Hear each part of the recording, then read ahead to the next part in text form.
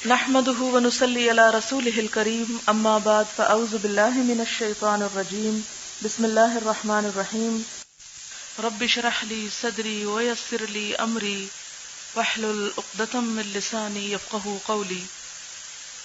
جیسا کہ پچھلی احادیث میں آپ پڑھ چکے ہیں، صلح کے بارے میں بہت سی چیزیں، ان کے خلاصے کے طور پر یہ بات کہوں گی کہ کوئی معاشرہ خواہ مسلمان ہو، اللہ پر ایمان رکھتا ہو، لیکن اس کے باوجود معاشرہ انسانوں سے بنتا ہے اور انسان غلطی کرتا ہے اور انسان کے ساتھ بہت سی کمزوریاں ہیں اور یہ ابتدا ہی سے اس کے ساتھ لگا دی گئی ہیں. ہم سے یہ تقاضا تو نہیں کیا گیا کہ ہم ان کمزوریوں سے بالکل مبرہ ہو جائیں یا فرشتے ہو جائیں اور ان میں سے ہر کمزوری اپنے سے پوری طرح نکال دیں. یہ ممکن ہی نہیں. جب تک انسان انسان ہے، انسان سے غلطی ہوگی اور ہر انسان سے غلطی ہو سکتی ہے، ہاں وہ کسی بھی درجے اور کسی بھی مرتبے اور کسی بھی مقام پر پہنچا ہوا کیوں نہ ہو. ہاں، انبیاء علیہم السلام ایسی ہستی ہوتے ہیں کہ جو خطاؤں سے پاک ہوتے ہیں، معصوم ہوتے ہیں، لیکن عام انسان خواہ وہ صحابہ کرام ہی کیوں نہ ہو یا اس کے بعد کوئی بھی نیک اور صالح معاشرہ کیوں نہ ہو، اس کے درمیان ایسی باتیں پیش آتی رہتی ہیں کہ جس میں ایک دوسرے سے اختلاف رائے بعض اوقات شدت اختیار کر جاتا ہے، بعض اوقات بڑے جھگڑے تک اس کی نوبت آ جاتی ہے. یہ بالکل ایک نیچرل سی چیز ہے. اس میں اسلام نے ہمیں رہنمائی یہ فراہم کی ہے کہ اگر کوئی ایسی صورت پیش آ جائے تو اس میں بہترین طریقہ یہ ہے کہ اختلافات کو بھلا کر ایک دوسرے کی دشمنی کو ختم کر کے اور جذبات کی شدت کو ٹھنڈا کر کے باہم صلح کر لی جائے، اور صلح کرنا پسندیدہ ہے. اور صلح جو ہے یہ مختلف معاملات میں، روزمرہ زندگی کے گھریلو مسائل میں، گھریلو جھگڑوں میں، میاں بیوی کے درمیان پائے جانے والے جھگڑوں میں، بہن بھائیوں، خاندان، برادری، رشتہ داروں کے درمیان پائے جانے والے جھگڑوں میں، یا اس سے اوپر اٹھ کر قومی سطح پر پائے جانے والے اختلافات اور پھر بین الاقوامی سطح پر پائے جانے والے اختلافات، ان تمام میں صلح کو پسندیدہ قرار دیا گیا ہے. اور آپ صلی اللہ علیہ وسلم نے نہ صرف یہ کہ مسلمانوں کے مابین صلح کروائی، بلکہ اس کے ساتھ ہم دیکھتے ہیں کہ کفار کے ساتھ بھی آپ نے صلح کی. باب الصلح مع المشرکین، مشرکین کے ساتھ صلح کرنا. یہ حدیث گزر چکی ہے. فیہ عن ابی سفیان قال عوف بن مالک عن النبی صلی اللہ علیہ وسلم ثم تکون ہدنۃ بینکم وبین بنی الاصفر، پھر تم میں اور بنو اصفر نصارہ میں ایک صلح ہو جائے گی. یہ جو ہے آگے کتاب الجزیہ میں یہ حدیث آئے گی، لیکن آگے دوسرا پھر آتی ہے روایت. وفیہ سہل بن حنیف، اور اس میں سہل بن حنیف کی حدیث بھی ہے. واسماء والمسور عن النبی صلی اللہ علیہ وسلم. وقال موسى بن مسعود حدثنا سفیان بن سعید عن ابی اسحاق عن البراء بن عازب رضی اللہ عنہما قال صالح النبی صلی اللہ علیہ وسلم المشرکین یوم الحدیبیہ. یعنی صلح کی اصل میں یہ جو حدیث لا رہے ہیں، اسے بتانا یہ مقصود تھا کہ صلح اتنی پسندیدہ چیز ہے کہ اگر دشمن بھی صلح کرنا چاہے صلح کر لو. یعنی اس سے اندازہ لگائیں کہ اسلام کا پیغام کس کا ہے، امن کا یا دہشت گردی کا؟ امن کا. کہ اگر دشمن بھی صلح کے لیے ہاتھ بڑھائے، جیسے قرآن پاک میں آتا ہے فَإِن جَنَحُوا لِلسَّلْمِ فَاجْنَحْ لَهَا، اگر وہ صلح کے لیے ہاتھ بڑھائیں، آگے بڑھیں، تو تم بھی کیا کرو؟ صلح کر لو. تو کہاں پھر آپس سے مسلمانوں کی؟ یعنی دنیا میں امن ہو نہیں سکتا جب تک اس اصول پر عمل نہ کیا جائے. افسوس کے ساتھ کہنا پڑتا ہے کہ ہمارے مسلمان ممالک اجتماعی سطح پر آپس میں لڑ مرنے سے انہیں فرصت نہیں.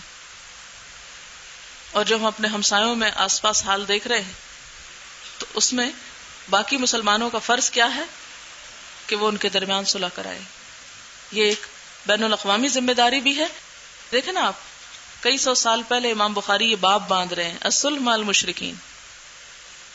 اور ہمارے ہاں عموماً کیا ہو رہا ہے، ہر جگہ یعنی دہشت گردی کی ایک فضا عام ہے، اور بعض اوقات جو نہیں کیا ہوتا اس کو بھی اپنے سر لیتے ہیں بہادر بننے کے لیے. تو یہ اسلامی اخلاق نہیں ہے. صالح النبی صلی اللہ علیہ وسلم المشرکین یوم الحدیبیہ علی ثلاثۃ اشیاء، تین چیزوں پر صلح ہوئی. الا ان من اتاہ من المشرکین ردہ الیہم ومن اتاہ من المسلمین لم یردوہ وَأَلَا أَن يَدْخُلَهَا مِنْ قَابِلٍ وَيُقِيمَ بِهَا 3 أَيَّامٍ وَلَا يَدْخُلَهَا إِلَّا بِجُلُبَّانِ السِّلَاحِ السَّيْفِ وَالْقَوْسِ وَنَحْوِهِ فَجَاءَ أَبُو جَنْدَلَ يَحْجُلُ فِي قُيُودِهِ فَرَدَّهُ إِلَيْهِمْ. ابو جندل جو تھے بیڑیوں میں لڑکھڑاتے ہوئے آپ پہنچے، لیکن آپ نے عہد کا پاس کیا، ان کو واپس لوٹا دیا.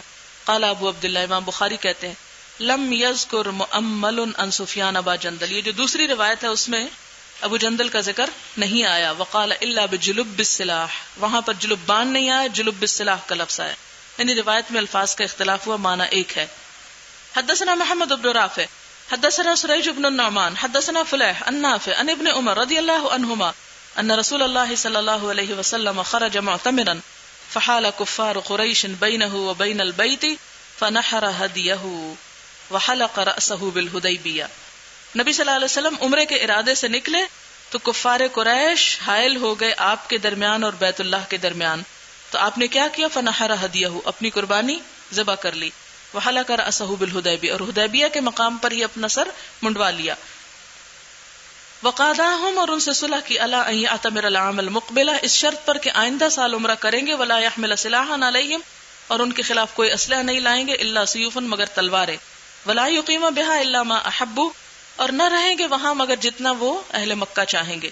اب آپ دیکھیں کہ اس میں ساری شرائط کس کے حق میں جا رہی؟ مشرکین کے حق میں. یعنی بعض اوقات اگر تم بظاہر یہ دیکھو کہ صلح کی شرائط سے تمہیں نقصان ہو رہا ہے اور دشمن کو فائدہ ہو رہا ہے، تو بھی فائدہ کس میں ہے؟ امن میں، صلح میں. کیونکہ آپ صلی اللہ علیہ وسلم نے اگر اس میدان میں تھوڑی سی کمی دیکھی تو دوسری طرف اصلاح اور تبلیغ کا ایک وسیع میدان آپ کے ہاتھ آ گیا.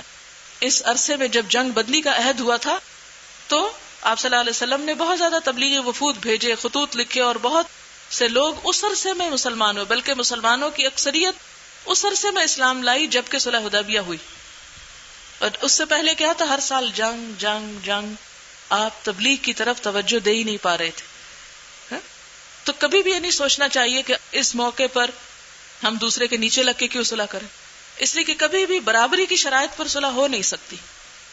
اگر آپ اس کے لیے یہ شرطیں لگا دیں گے کہ نہیں جناب یہ جب تک ہماری مرضی کی اتنی باتیں نہیں مانی جائے تو پھر صلح نہیں ہو سکتی. صلح میں کچھ دینا ہی پڑے گا، کچھ کھونا ہی پڑے گا. فاتمر من العام المقبل فدخلها، تو نبی صلی اللہ علیہ وسلم نے ساری شرائط کو حد درجہ وفا کے ساتھ پورا کیا. آپ نے اگلے سال عمرہ کیا. فدخلها كما كان صالحهم، تو داخل ہوئے جس شرط پر آپ کی ان کے ساتھ صلح ہوئی تھی. فلما قام بها ثلاثا امروه ان يخرج، جب ان کے ساتھ آپ 3 دن ٹھہرے یعنی مکہ میں تو انہوں نے حکم دیا کہ نکل جائیں. فخرج، تو آپ صلی اللہ علیہ وسلم تشریف لے گئے. یعنی وہاں یہ نہیں کہا اچھا تمہارا کیا بگڑتا ہے 3 سے اگر 4 ہو جائیں، نہیں، عہد کو پورا کیا. ہمارے یہاں تو عہد توڑنا کوئی بڑی بات ہی نہیں، اور ہم تو اس میں کہیں کہ دین کا فائدہ، ہمیں تو 1 لاکھ نماز کا ثواب ہو رہا ہے، اس لیے عمرہ کا ویزا ملتا ہے 15 دن کا، اور ہم کیا کرتے ہیں جا کے حج بھی کر کے آتے ہیں. ہم جو پڑھنے کے لیے گئے تو 3 مہینے کا شاید ہم کو ویزا ملا، اور 4 مہینے بعد شاید حج تھا. تو ہمیں کسی نے کہا کہ بہت دنیا ایسا ہی کرتی ہے، 3 مہینے کے اس پہ آ کے 4 مہینے رہتی، تو آپ بھی ایسا ہی کر لیں. تو ہم نے کہا یہ حج کیا ہوگا کہ جس میں ایک بات کی خلاف ورزی. کیونکہ آپ دیکھیں نا اسلام یہ بھی تو کہتا ہے نا کہ اطیعوا اللہ و اطیعوا الرسول و اولی الامر منکم، اللہ کی اطاعت کرو، رسول کی، اور جو تم میں صاحب امر ہو. کہ جو صاحب امر ہے وہ اگر آپ کو اتنی اجازت دے رہے ہیں تو، لیکن یہ کہ وہاں ایک اصول ہے اگر آپ دوبارہ اپلائی کریں اور آپ کو مل جائے تو آپ اسٹے کر لیں. اس پہ پیسے لگتے ہیں، ایفرٹ ہوتی، وہ ہم نہیں کرنا چاہتے، چوری چھپے رہتے ہیں، پھر پکڑوا کے جیلوں میں بھیج دیتے ہیں. اسی طرح آپ دیکھیں کہ مثال کے طور پر اگر کسی سے کرائے پر گھر لیتے ہیں، ایک معاہدہ اس سے کر لیتے ہیں کہ 1 سال کے لیے 2 سال کے لیے، اور اس کے بعد وقت گزر جاتا ہے اور کہتے ہیں اچھا ہے کسی کی ضرورت ہم کو نکالے، ایک دفعہ گھس گئے تو نکالے گا کون، ہم نہیں نکلتے. تو یہ اسلامی اخلاق کے منافی بات ہے. جب آپ کسی کے ساتھ معاہدہ کریں تو پھر اس کو پورا کریں، اور اس میں خواہ آپ یہ سوچیں کہ ہر نماز پہ لاکھ نیکیاں مل رہی ہیں مکہ رہ کر، باڑ میں جائے سعودی حکومت اور اس کا قانون، ہمیں اس کی پرواہ نہیں، ہم اپنے گناہ بخشوا رہے ہیں یہاں بیٹھ کے، تو یہ بات جو ہے یہ درست نہ ہوگی. حدثنا مسدد حدثنا بشر حدثنا يحيى عن بشير بن يسار عن سهل بن ابي حثمة قال انطلق عبد الله بن سهل ومحيصة بن مسعود بن زيد الى خيبر وهي يومئذ صلح. سهل بن ابی حثمة کہتے ہیں کہ عبداللہ بن سہل اور محیصہ بن مسعود خیبر والوں کی طرف گئے، اور یہ وہ دن تھے جب خیبر والوں سے صلح تھی. یعنی اس سے پتہ چلتا ہے کہ یہودیوں سے صلح ہو سکتی ہے. باب الصلح فی الدیت، دیت پر صلح کر لینا، یعنی قصاص معاف کر کے دیت پہ راضی ہو جانا. دیت کب ہوتی؟ یعنی مثلاً اگر کسی نے کسی کا مار دیا تو جواب میں قاتل کو مارنے کی بجائے پیسے لے کر اس سے صلح کر لی جائے. حدثنا محمد بن عبد الله الانصاری قال حدثني حمید ان انسا حدثهم ان الربیع وهي ابنة النضر کسرت ثنیۃ جاریۃ. حضرت انس کہتے ہیں کہ ربیع نظر کی بیٹی نے جو حضرت انس کی پھوپھی تھی ایک لڑکی کا دانت توڑ ڈالا. لڑائی کی، آج لڑائیوں کی بہت بات ہے. فطلب الارشا وطلب العفو، تو طلب تو انہوں نے طلب کیا، یعنی ربی لوگوں نے لڑکی کے وارثوں سے طلب کیا کیا؟ عرشا یعنی دیت. وطلب العفو فابوا، تو انہوں نے کہا کہ معاف کر دیں تو انہوں نے انکار کر دیا. فاتوا النبی صلی اللہ علیہ وسلم فامرهم بالقصاص، تو وہ نبی صلی اللہ علیہ وسلم کے پاس آئے، آپ نے قصاص کا حکم دیا. فقال انس بن نضر، انس بن نضر کہتے ہیں اتکسر ثنیۃ الربیع یا رسول اللہ، اے اللہ کے رسول صلی اللہ علیہ وسلم کیا ربیع کا دانت توڑا جائے گا؟ لا والذی بعثک بالحق لا تکسر ثنیتها، نہیں اللہ کی قسم ایسا نہیں ہوگا، اس کا دانت نہیں توڑا جائے گا. فقال یا انس کتاب اللہ القصاص، اے انس اللہ کی کتاب قصاص کا حکم دیتی. فرضی القوم وعفوا، تو اس پر قوم راضی ہوگی اور انہوں نے معاف کر دیا. فقال النبی صلی اللہ علیہ وسلم ان من عباد اللہ من لو اقسم علی اللہ لابرہ، کہ اللہ کے بعض بندے ایسے ہوتے ہیں جو اگر اس کے بھروسے پر قسم کھا بیٹھیں تو اللہ ان کی قسم ضرور سچی کر دے. یعنی ان کی اس خوبی کی وجہ سے، معاف کرنے کی خوبی کی وجہ سے ان کی ایک طرح سے تعریف فرمائی.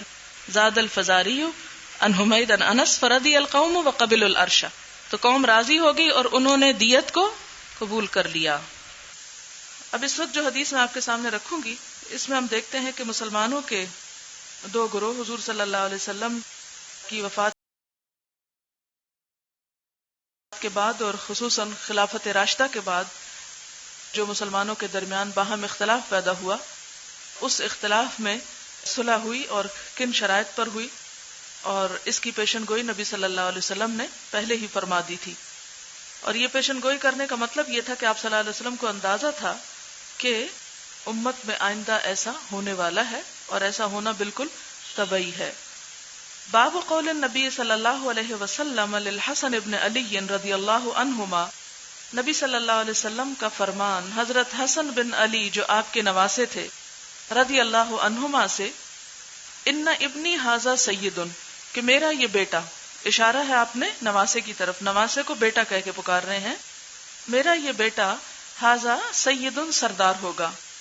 ولعل اللہ، اور ہو سکتا ہے کہ اللہ تعالی ان یصلح بہ، کہ صلح کروائے اس کے ذریعے، یعنی حضرت حسن کے ذریعے، بین فئتین عظیمتین، دو بڑے گروہوں کے درمیان، یعنی مسلمانوں کے درمیان جب اختلاف پیدا ہوگا اور دونوں طرف اکثریت ہوگی، بڑے بڑے گروہ ہوں گے، تو ان کا باہم ملاپ ان کے ذریعے ہو، یا ان کو اللہ تعالیٰ توفیق دے اور یہ اس خیر کو پھیلا سکیں.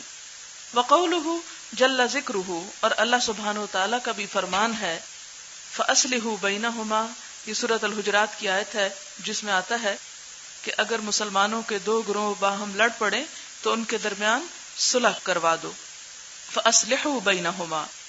حدثنا عبداللہ بن محمد حدثنا سفیان عن ابی موسیٰ قال سمعت الحسن یقول، ابو موسیٰ کہتے ہیں کہ میں نے حسن بصری سے سنا، وہ کہتے تھے استقبل، تشریف لائے یا آئے، مقابلے کے لیے آئے، واللہ اللہ کی قسم، الحسن بن علی، حسن بن علی، کس کے مقابلے پر؟ معاویہ کے مقابلے پر.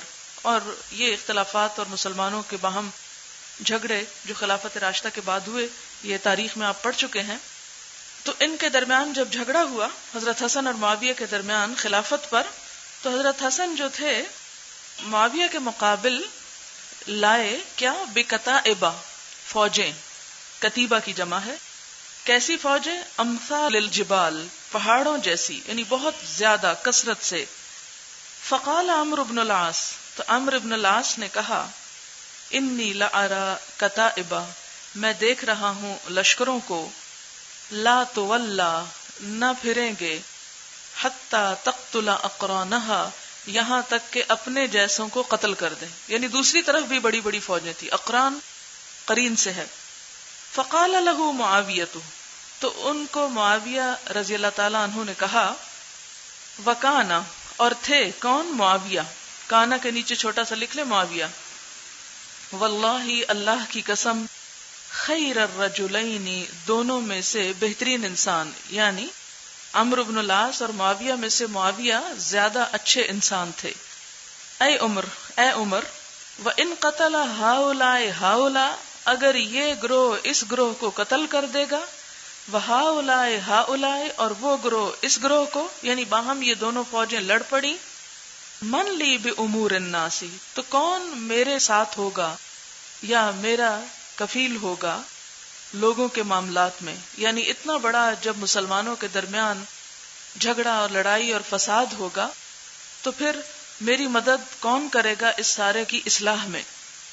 من لی بنسائہم یہ مرد تو آپس میں لڑ کے مر جائیں گے تو ان کی عورتوں کے لیے کون ذمہ دار ہوگا، میری مدد کون کرے گا. من لی بدیعتہم کون ان کے اموال کا، ان کے مال و متاع اور اہل و عیال کا ذمہ دار ہوگا میرے ساتھ میری مددگار کے طور پر. فبعث الیہ رجلین من قریش تو معاویہ نے رضی اللہ تعالیٰ عنہ نے بھیجا ان کی طرف. کن کی طرف؟ حضرت حسن کی طرف. رجلین دو لوگوں کو، دو مردوں کو، من قریش قریش کے قبیلے میں سے، من بنی عبد شمس عبد شمس کی شاخ میں سے، یہ قریش کی ایک شاخ ہے. وہ دو کون تھے؟ عبد الرحمن ابن سمرہ و عبداللہ ابن عامر ابن قریظ.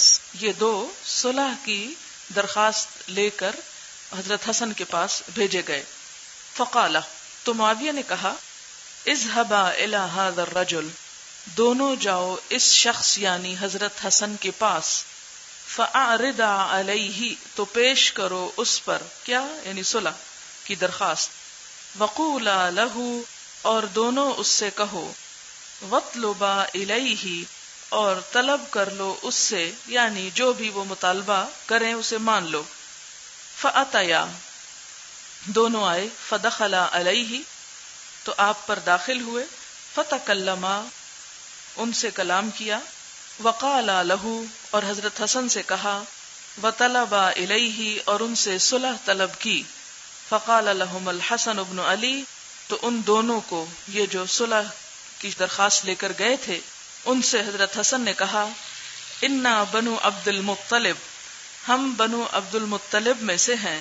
قد اصبنا من هذا المال تحقیق پہنچا ہم کو، یعنی نقصان، من هذا المال مال میں سے، یعنی ہم نے مال خرچ کیا ان لوگوں پر، یعنی ان فوجوں کی تیاری میں یا ان لوگوں کی اصلاح میں اور انتظام حکومت میں، ان لوگوں کے خیال رکھنے میں ہم بہت کچھ مال خرچ کر چکے ہیں، اور اب آئندہ بھی ان کو مال دے کر ہی جنگ لڑنے سے روکا جا سکتا ہے، یہ مراد تھی. وَإِنَّ هَذِهِ الْأُمَّةَ اور یہ امت قد عاصت فی دمائها ماہر ہو گئی ہے اپنے خون میں، یعنی جنگ کی عادی ہو گئی ہے لڑنے میں. قالا دونوں کہنے لگے فَإِنَّهُ يَعْرِضُ عَلَيْكَ كَذَا وَكَذَا کہ معاویہ آپ پر ایسا اور ایسا پیش کر رہے ہیں، یعنی صلح کی درخواست کر رہے ہیں. وَيَطْلُبُ إِلَيْكَ اور آپ سے مطالبہ کرتے ہیں، وَيَسْأَلُكَ اور آپ سے سوال کرتے ہیں کہ آپ صلح کر لیں.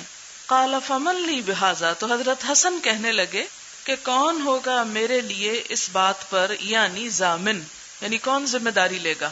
قالا دونوں کہنے لگے نحن لک بہ ہم ہیں تیرے لیے اس پر، یعنی ضامن. فما سألہما شیئا الا قالا تو جو دونوں نے مانگا ان سے کچھ بھی مگر انہوں نے کہا نحن لک بہ ہم تمہیں وہ دیں گے. فصالحہ تو انہوں نے صلح کر لی، یعنی جو جتنا مال حضرت حسن نے مانگا انہوں نے وہ ساری شرط کو قبول کر لیا صلح کی خاطر، اور وہ حضرت حسن کو دیا گیا، وہ ان فوجوں میں بانٹا گیا اور اس پر ان کو لڑائی سے باز رکھا گیا، روک دیا گیا. فصالحہ فقال الحسن تو حضرت حسن کہتے ہیں، حسن بصری کہتے ہیں، یعنی اس واقعے کے اوپر تبصرہ کرتے ہوئے وَلَقَدْ سَمِعْتُ أَبَا بَكْرَةَ میں نے ابو بکرہ سے سنا تھا. ابو بکر نہیں ہے، یہ دوسرے راوی ہیں. یقول وہ کہتے تھے رأیت رسول اللہ صلی اللہ علیہ وسلم کہ میں نے دیکھا نبی صلی اللہ علیہ وسلم کو علی المنبر ممبر پر، والحسن بن علی الی جنبہ اور حضرت حسن بن علی آپ کے پہلو میں بیٹھے ہوئے تھے. وَهُوَ يُقْبِلُ عَلَى النَّاسِ مَرَّةً وَعَلَيْهِ أُخْرَى، اور وہ متوجہ ہوتے، یقبل متوجہ ہوتے، علی الناس لوگوں کی طرف، مرتن ایک مرتبہ، وعلیہ اور آپ کی طرف، اخرى دوسری مرتبہ. یہاں سے آپ دیکھیں کہ آپ صلی اللہ علیہ وسلم ایک بچے کی بھی کتنی رعایت کرتے تھے کہ وہ چونکہ آپ کے ساتھ بیٹھے ہوئے تھے اور آپ لوگوں سے بات چیت کر رہے تھے، خطبہ دے رہے تھے، تو لوگوں کی طرف بھی دیکھتے، ان سے بھی مخاطب ہوتے، اور گاہے بگاہے ان کی طرف بھی دیکھ لیتے کہ وہ اگنورڈ فیل نہ کریں. آپ چونکہ مائیں ہیں، آپ کو ایک حکمت کی بات یہ بتانا چاہتی ہوں کہ ایسا کرنے سے بچوں کے اندر ایک احساس تحفظ پیدا ہوتا ہے اور والدین پر ایک اعتماد کی کیفیت پیدا ہوتی ہے، اور تربیت میں یہ چیز بہت کام آتی ہے کہ آپ اگر بہت سارے لوگوں کے پاس بھی بیٹھے ہوئے اور اگر بچہ آپ کے پاس ہے تو تھوڑی تھوڑی دیر بعد اگر آپ اس کی طرف کچھ توجہ کر لیں تو اس سے وہ زیادہ کمفرٹیبل اور زیادہ کانفیڈنٹ محسوس کرے گا، خصوصاً جن لوگوں کا بہت زیادہ پبلک ڈیلنگ ہو اور لوگوں کے ساتھ میل ملاپ ہو. وَيَقُولُ، اور آپ فرما رہے تھے، اِنَّ ابْنِي هَذَا سَيِّدٌ، کہ میرا یہ بیٹا سردار ہوگا، وَلَعَلَّ اللَّهَ أَن يُصْلِحَ بِهِ بَيْنَ فِئَتَيْنِ عَظِيمَتَيْنِ، اور شاید اللہ تعالیٰ اس کے ذریعے مسلمانوں کے دو گروہوں کے درمیان صلح کروائیں گے. قال ابو عبداللہ، امام بخاری کہتے ہیں، قال لی علی بن عبداللہ انما ثبت لنا سماع الحسن من ابی بکر بهذا الحدیث. یہ اصول الحدیث سے متعلق ایک بات ہے کہ مجھ سے علی بن عبداللہ مدینی نے کہا کہ ابو بکر سے حسن بصری کا سننا اسی حدیث سے ثابت ہوتا ہے. یہ بات اس لیے کی گئی جیسا کہ آپ جانتے ہیں کہ امام بخاری کے نزدیک صحیح حدیث کی شرائط میں سے ایک شرط یہ ہے کہ جو شخص جس سے حدیث روایت کرے وہ اس سے مل چکا ہو اور براہ راست اس سے لیا ہو. یہ نہیں کہ وہ اس کا ہم اثر ہو، کنٹمپریری ہو، اور یہ ثابت ہو کہ دونوں چونکہ ایک زمانے میں تھے اس لیے ایزیوم کر لیا گیا ہو کہ انہوں نے سنا ہی ہوگا. نہیں، سماع ثابت ہونا چاہیے، لقاء یعنی ملاقات ثابت ہونی چاہیے. یہ امام بخاری کی شرائط میں سے، اور آپ نے پڑھا ہوگا علوم الحدیث میں کہ امام مسلم کی شرائط میں سے سماع کا ثبوت ضروری نہیں بلکہ معاصرت کافی ہے کہ ہم اثر ہیں دونوں. تو اس پوری حدیث میں جو بات ہمارے سامنے آتی ہے وہ یہ کہ امت کے مفاد کی خاطر مسلمانوں کو باہم اپنے کچھ علاقائی مفادات کو قربان کر کے صلح کر لینی چاہیے. اگر خدا نخواستہ جنگ ہوتی ہے تو اس میں صرف دو ملکوں کا نقصان نہیں بلکہ اس کے ساتھ ساتھ پوری امت مسلمہ کو ایک طرح سے اس کی ریپوٹیشن کو نقصان پہنچے گا، اور اس کے علاوہ مالی طور پر اور دونوں طرف سے جو خون بہے گا وہ بھی مسلمانوں ہی کا ہوگا.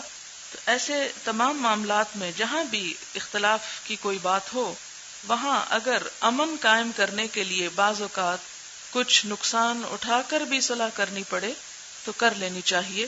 اسی میں مسلمانوں کے لیے بڑا فائدہ ہے کیونکہ جھگڑے اور فساد میں نقصان ہی نقصان ہے.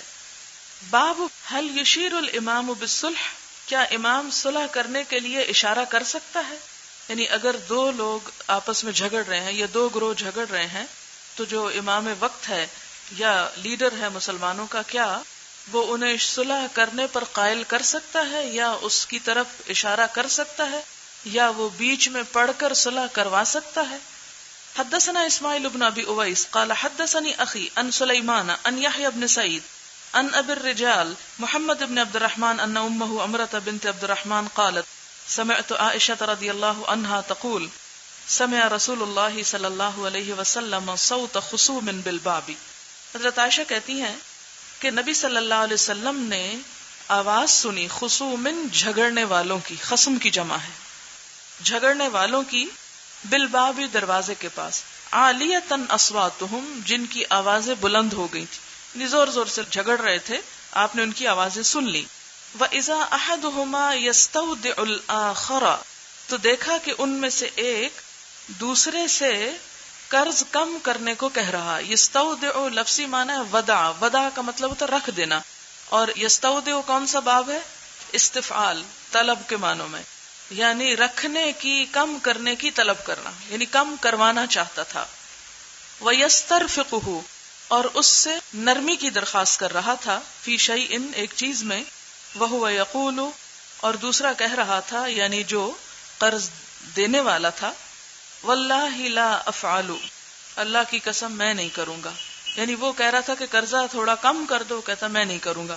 فخرج علیہما رسول اللہ صلی اللہ علیہ وسلم، تو یہ جھگڑا سن کر نبی صلی اللہ علیہ وسلم ان کے پاس تشریف لائے. فقال، تو آپ نے فرمایا، این المتعلی علی اللہ، کون ہے جو اللہ کی قسم کھا رہا تھا، لا یفعل المعروف، کہ وہ کوئی بھلائی کا کام نہیں کرے گا. فقال، تو اس نے کہا، انا یا رسول اللہ، میں ہوں اے اللہ کے رسول صلی اللہ علیہ وسلم. فلہ ای ذالک احبہ، یعنی دین دار کے لیے ہے، ای ذالک، جو بھی اس میں سے احبہ وہ پسند کرے. یعنی پہلے وہ مان نہیں رہا تھا، لیکن نبی صلی اللہ علیہ وسلم نے جب اتنا ہی پوچھا کہ کون قسم کھا رہا تھا کہ میں نیکی نہیں کروں گا، تو اس سے وہ شخص اشارہ سمجھ گیا کہ آپ صلی اللہ علیہ وسلم مقروض کی حمایت کر رہے ہیں اور مجھ سے چاہ رہے ہیں کہ میں صلح کر لوں. تو اس پر اس نے کہا کہ یا رسول اللہ صلی اللہ علیہ وسلم، جس شرط پر چاہے یہ صلح کر لے اور میں اس کو ماننے کو تیار ہوں. تو اس سے کیا پتہ چلتا ہے کہ اگر دو لوگ باہم جھگڑ رہے ہوں اور آپس میں کسی فیصلے کو نہ پہنچ سکیں، کسی نتیجے پر نہ پہنچ سکے، تو ایک تیسرا شخص جو ہے وہ ان کے درمیان پڑھ کر اس معاملے کو ختم کرا دے. اسی کو کہتے ہیں فَأَصْلِحُوا بَيْنَهُمَا. حدثنا يحيى بن بكير حدثنا الليث عن جعفر بن ربيعة عن الأعرج قال حدثني عبد الله بن كعب بن مالك عن كعب بن مالك أنه كان له على عبد الله بن أبي حضرة الأسلمي مال. عبداللہ بن کعب بن مالک کہتے ہیں انہوں نے کعب بن مالک سے سنا کہ ان کا یعنی کعب بن مالک کا عبداللہ بن ابی حضرت اسلمی پر کچھ قرض تھا. مال بمانا قرض. فلقیہ، تو وہ ان سے ملے. فلزمہ، تو ان کو چمٹ گئے، یعنی آمنا سامنا ہوا اور انہیں پکڑ لیا، لازم ہو گئے. حتی ارتفعت اصواتہما، اور جان نہ چھوڑی یہاں تک کہ ان دونوں کی آوازیں بلند ہو گئیں، یعنی جھگڑنے لگے. فمر بہم النبی صلی اللہ علیہ وسلم، تو نبی صلی اللہ علیہ وسلم کا ان پر گزر ہوا. فقال یا کعب، تو آپ نے حضرت کعب کو اشارہ کیا، کیونکہ کعب جو تھے قرض دینے والے تھے اور اسلمی جو تھے وہ مقروض تھے. فقال یا کعب، فاشار بیدہ، تو آپ نے اپنے ہاتھ سے اشارہ کیا، کأنہ یقول النصف، جیسا کہ آپ فرما رہے ہو کہ آدھا معاف کر دو. فأخذ نصف ما له علیہ وترک نصفا، تو یہ بات سن کر، یہ اشارہ دیکھ کر حضرت کعب نے آدھا قرض اس سے لے لیا اور آدھا چھوڑ دیا. یعنی اس سے جو بات ثابت ہوتی ہے وہ یہ کہ صلح کرنے کے لیے اگر اپنے حق سے دستبردار بھی ہونا پڑے تو ہو جانا چاہیے، کیونکہ کبھی بھی صلح عدل اور برابری کی شرط پر نہیں ہو سکتی کہ دونوں یہ سمجھے کہ ان کو ان کا حق مل گیا ہے، تو ایسا کبھی نہیں ہو سکتا. ایک کو ضرور کچھ نہ کچھ ہار ماننی پڑے گی، جب ہی صلح ہو سکتی ہے.